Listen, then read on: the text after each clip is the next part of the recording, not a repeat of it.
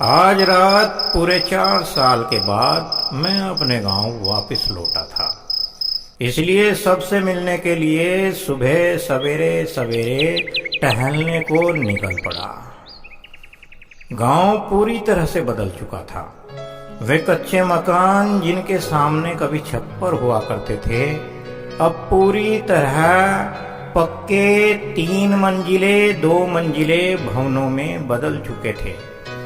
जिन लोगों के पास कभी साइकिलें न थी, आज उनके घरों में मोटरसाइकिलें और कारें खड़ी थी। समर्सिबल, फ्रिज, वॉशिंग मशीन जैसी शहरी सुविधाओं से लैस हो गया था गांव का हर घर।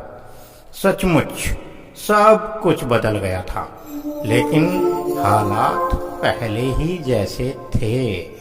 मेरे ठीक सामने 2 मोटी तोंद वाले, एक नाटे तथा दूसरे मध्यम कद के व्यक्ति चमचमाती लाल रंग की बाइक पर सवार होकर धीरे धीरे चलते लगभग हर घर के सामने ठहर ठहर कर कुछ चिट्ठियां सी बांट रहे थे।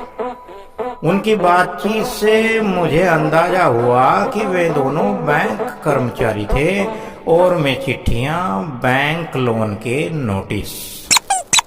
सचमुच लोगों का बाहरी विकास तो हो चुका था, लेकिन आंतरिक हालात पहले से भी ज्यादा बदतर थे।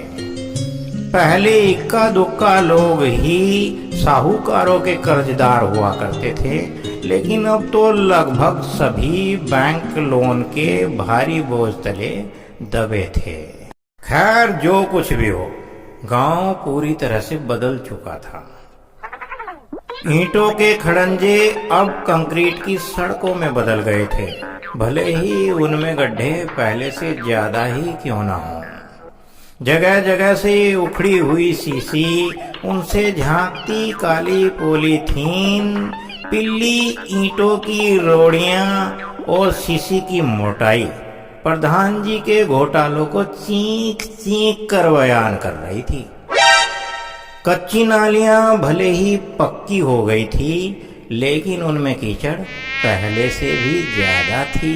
खा गया सफाई कर्मी से घूस खा गया, नालियां सीसी खा गया, पक्के मकानों को खा गया, और तो और गांव की सारी लैट्रिनें खा गया ससुरा प्रधान। बड़बड़ाते हुए रामधन काका अपने घर के बाहर वाली नाली का कीचड़ पड़ोसी मुरली चाचा के घर के कोने तक समेट चुके थे। मैंने उन्हें देखते ही कहा, राम राम काका, सफाई कर्मी नहीं आया क्या? सुनते ही उनकी भवें तन गई। उनके चपटे मुंह पर मौजूद पकोड़े जैसा नाक फैलकर और चौड़ा हो गया। फिर अपने होठों पर लटकी सफेद मूंछों पर हाथ फेरते हुए मैं बोले, प्रधान की नाली में झाड़ू लगाकर ही पूरी हो जाती है उसकी ड्यूटी, फिर उससे 1000 रुपए माहवार लेता है ससुरा प्रधान। अब की बार वोट मांगने आया तो हाथ में थमा दूंगा बाबा जी का ठुल्लू। कहते हुए काका ने अपने दाहिने हाथ की मुट्ठी भींचकर हाथ को कोहनी से मोड़ विशेष अंदाज में हिलाया। इधर काका प्रधान कथा बांट रहे थे और उधर मुरली चाचा उन्हें गालियां बकते हुए अपनी नाली का कीचड़ पड़ोसी गणेशी ताऊ के कोने तक पहुंचाने में जुटे थे। सहसा भीनी भीनी मनोभावनी सुगंध मेरे नाक के नथुनों से टकराई। छोटी छोटी सांसें खींचते हुए मैंने रामधन काका से पूछा, काका क्या कोई शादी है मोहल्ले में?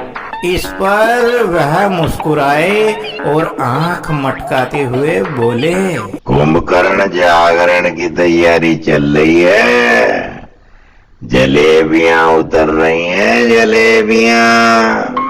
शायद गांव में रामलीला हो रही है। सोचते हुए मैंने सुगंध की दिशा में देखा तो सचमुच पूर्व डायरेक्टर नरेंद्र पाल ढांडे के मकान के सामने एक ट्रैक्टर ट्राली खड़ी थी जिसमें कुछ लोड किया जा रहा था। सह डायरेक्टर मनोज पोलियो भी वहीं खड़ा चिल्ला रहा था, जल्दी करो जल्दी, पूरे गांव का काम है, पूरे गांव का। मैंने काका से पूछा, काका रामलीला मंडप कहाँ है और कुंभकर्ण का रोल कौन कर रहा है? लाला चाचा ही कर रहे हैं ना? इस पर काका ने बड़े ही रहस्यमयी अंदाज में कहा, ये पूरा गांव ही तो रंगमंच है और कुंभकर्ण है, मैं भी तू भी। मुझे असमंजस में छोड़ काका अंतर ध्यान हो गए। मैं भी घर लौट आया। अभी नाश्ता करने बैठा ही था कि दरवाजे पर दस्तक हुई। खोलने पर पता चला कि बिन्नू लक्ष्मण और बिट्टू रावण खड़े थे। उनके हाथ में केले और सेब से भरी बड़ी बड़ी पॉलीथीन थी।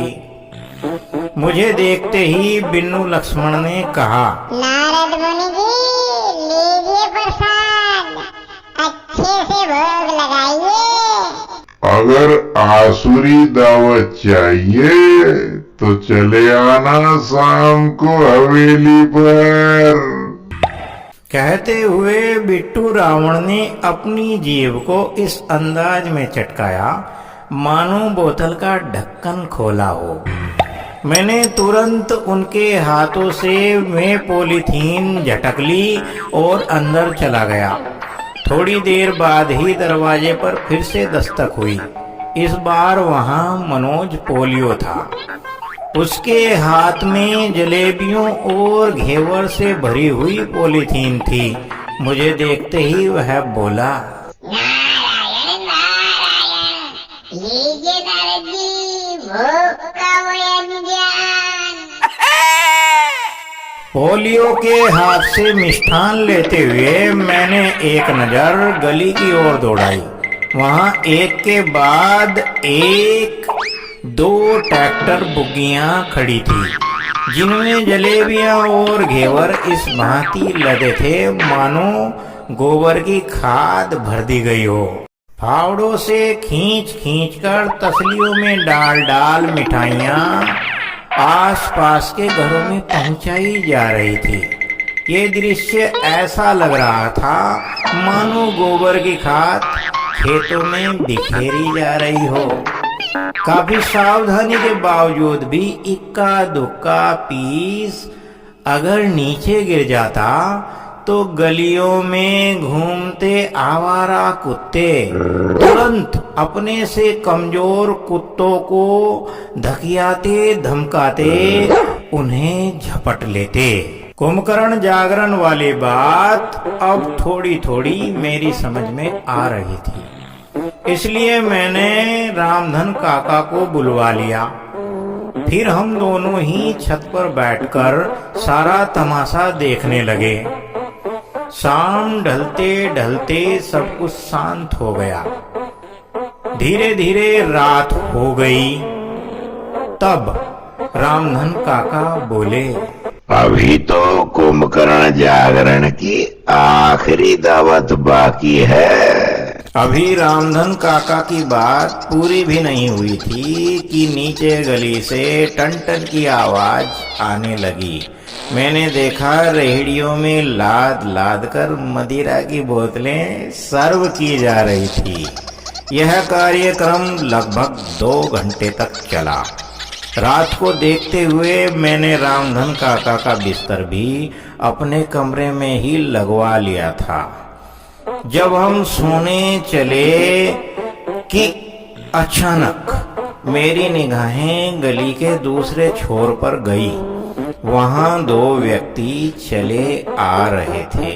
जैसे ही वे सामने आए तो देखा उनमें से एक था बिट्टू रावण और दूसरा था मामा मारीच भूलचंद बुल्ला। वे आपस में बतिया रहे थे। आवाजें साफ हुई। बिट्टू रावण कह रहा था, फलाहार तो उत्तम था ना, सेब, केले, संतरे। मिष्ठान तो आनंददायी था ना, लड्डू, जलेबी, बालूशाही। उसकी बातों के जवाब में बुल्ला बार बार हाँ में अपना सर हिला रहा था। तभी बिट्टू रावण ने फिर से पूछा, अब तो हमारा साथ देगा ना, कुछ तो दिल की बता। बुल्ला बोला, मैं तो लोगों का रुख देख कर चलूंगा, जिधर जनता जाएगी उधर ही मैं भी। तो लगता है तुझे तेरी आखिरी खुराक देनी ही पड़ेगी। कहते हुए बिट्टू रावण ने अपनी एंटी से एक इंग्लिश का पौवा निकाला और उसे बुल्ले के हाथों में थमा दिया। बुल्ले ने एक बार चोर निगाहों से इधर उधर देखा, फिर सील तोड़कर तुरंत पूरी मदिरा को गटागट गटागट पी गया। अब उस पर सुरूर छाने लगा था। बिट्टू रावण ने एक बार फिर से पूछा, अब तो हमारा साथ देगा ना। सुनते ही बुल्ले की भवें तन गई। उसने अपनी आस्तीनों को ऊपर चढ़ाया, फिर थोड़ा सा जोश भरकर चिल्लाया, उस झांझे के बाप का नौकर नहीं हूँ मैं, जिधर मर्जी होगी उधर जाऊंगा। अरे तेरी भी है तेरी, इसलिए आज से मैं तेरा हो गया, तेरा। लो हो गया कुंभकर्ण का जागरण। रामधन काका ने मुस्कुराते हुए कहा, अब उनकी बात का आशय मैं पूरी तरह से समझ चुका था। दरअसल हम वोटर्स ही कुंभकर्ण हैं, जो वोट देकर जनप्रतिनिधि को चुनते तो जरूर हैं, लेकिन अपने काम धाम में कुछ इस तरह से खो जाते हैं कि गांव और देश के विकास कार्यों से उदासीन लापरवाह होकर कुंभकर्ण की नींद में सो जाते हैं। इस कुंभकर्ण की नींद 6 माह में भी नहीं खुलती, साल भर में भी नहीं खुलती। पूरे 5 साल बाद फिर से जनप्रतिनिधियों के द्वारा फल, मिठाइयों और मदिरा से पुनः होता है इस वोटर कुंभकर्ण का जागरण।